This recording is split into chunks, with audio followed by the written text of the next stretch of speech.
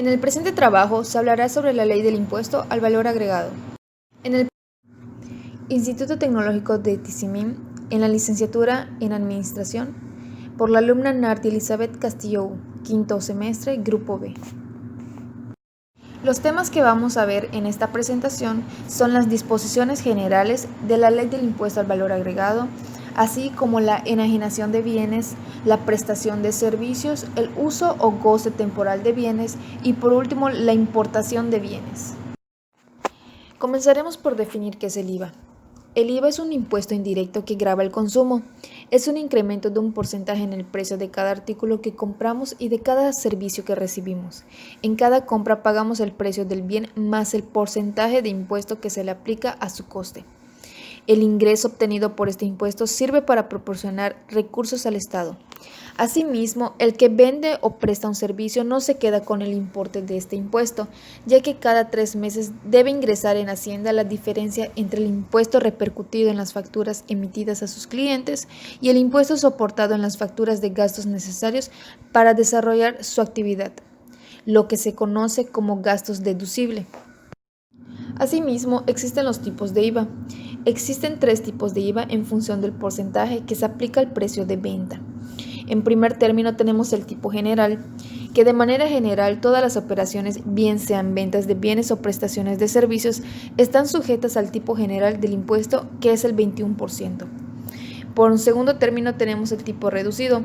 El tipo reducido del 10% se aplica en los siguientes casos: en las entregas de alimentos destinados al consumo humano o animal, sin incluir las bebidas alcohólicas, también a la venta de animales, vegetales y demás productos utilizados para la obtención de alimentos, la venta de productos agrícolas, forestales o ganaderos, el consumo de agua, los productos o instrumentos sanitarios, la venta de viviendas, incluidas las plazas de garaje y anexos, los transportes de viajeros y equipajes,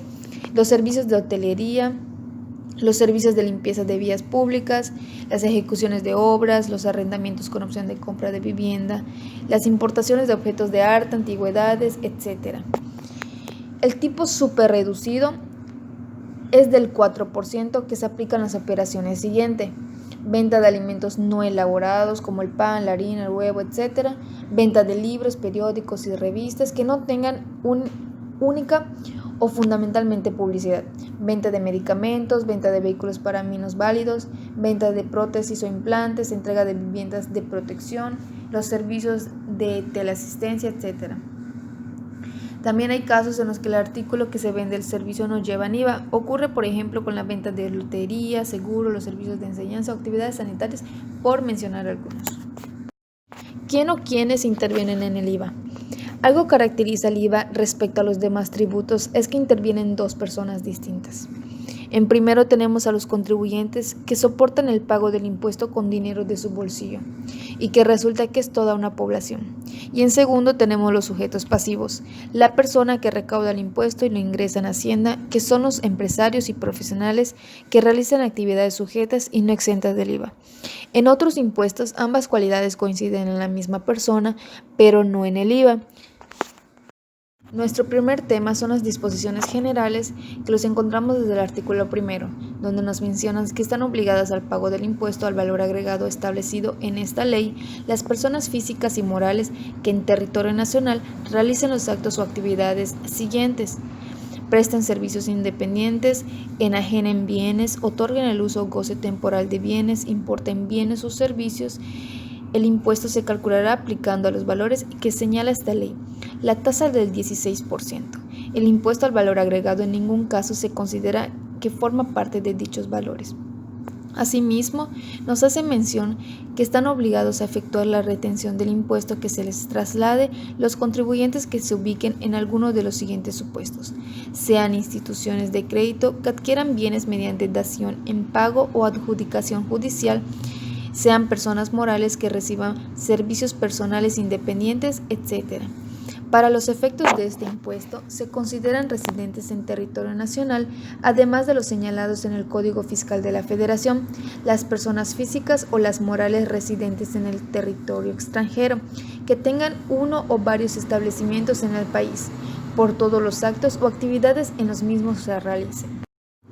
Por otra parte, en el artículo 4 nos hace mención que el impuesto acreditable, el impuesto al valor agregado que haya sido trasladado al contribuyente y el propio impuesto que él hubiese pagado con motivo de la importación de bienes o servicios en el mes de que se trate.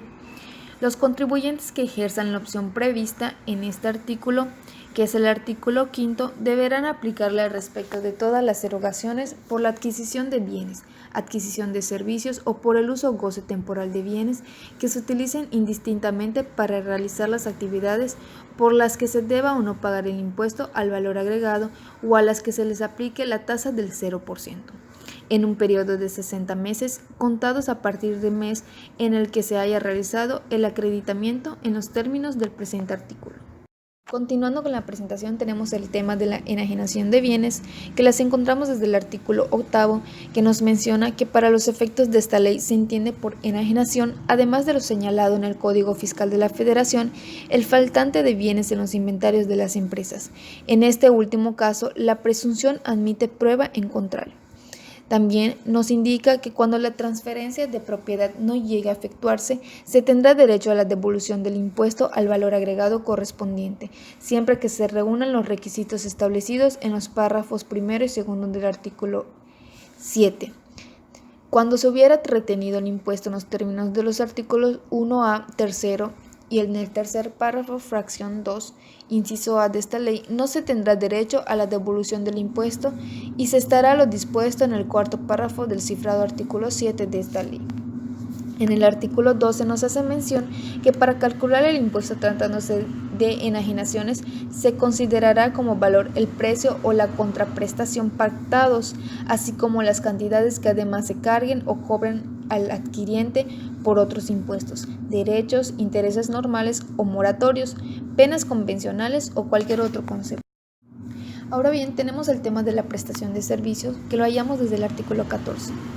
Para los efectos de esta ley se considera prestación de servicios independientes las siguientes cuestiones: la prestación de obligaciones de hacer que realice una persona a favor de otra, cualquier que sea el acto que se le dé origen y el nombre o clasificación que a dicho acto le den otras leyes, el transporte de personas o bienes, el mandato, la comisión, la mediación, la agencia, la representación, la consignación y la distribución, la asistencia técnica y la transferencia de tecnología, toda obligación de dar, de no hacer o de permitir, asumida por una persona en beneficio de otra, siempre que no esté considerada por esta ley como enajenación o uso o goce temporal de bienes. No se considera prestación de servicios independientes la que se realiza de manera subordinada, mediante el pago de una remuneración, ni los servicios por los que perciban ingresos que la ley del impuesto sobre la renta asimile a dicha remuneración. Se entenderá que la prestación de servicios independientes tiene la característica de personal cuando se trate de las actividades señaladas en este artículo que no tengan la naturaleza de actividad empresarial.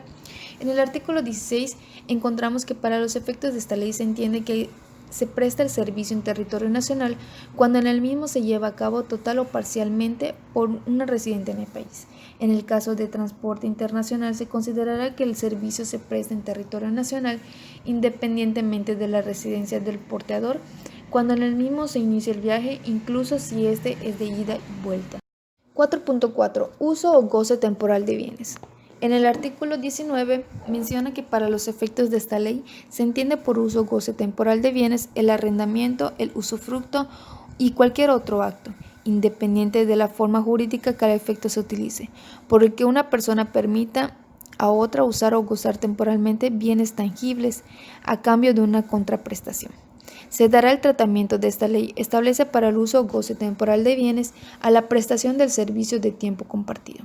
En el artículo 21 encontramos que para los efectos de esta ley se entiende que se concede el uso o goce temporal de un bien tangible en el territorio nacional cuando en este se encuentra el bien en el momento de su entrega material a quien va a realizar su uso o goce. En el artículo 22 menciona que cuando se otorgue el uso o goce temporal de un bien tangible se tendrá obligación de pagar el impuesto en el momento en el que quien efectúe dicho otorgamiento cobre las contraprestaciones derivadas del mismo y sobre el monto de cada una de ellas. Y Por último, tenemos el artículo 23, que para calcular el impuesto en el caso de uso o goce temporal de bienes se considerará el valor de la contraprestación pactada a favor de quien los otorga,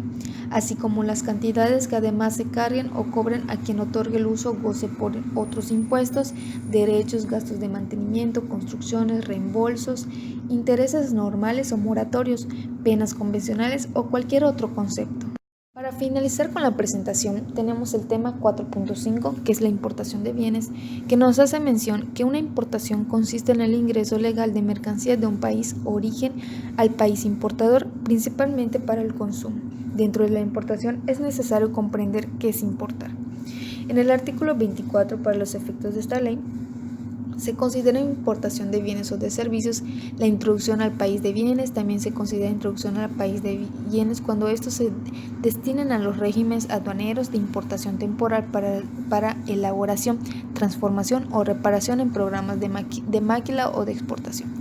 de depósito fiscal para someterse al proceso de ensamble y fabricación de vehículos, de elaboración, transformación o reparación en recinto fiscalizado y de recinto fiscalizado estratégico. No será aplicable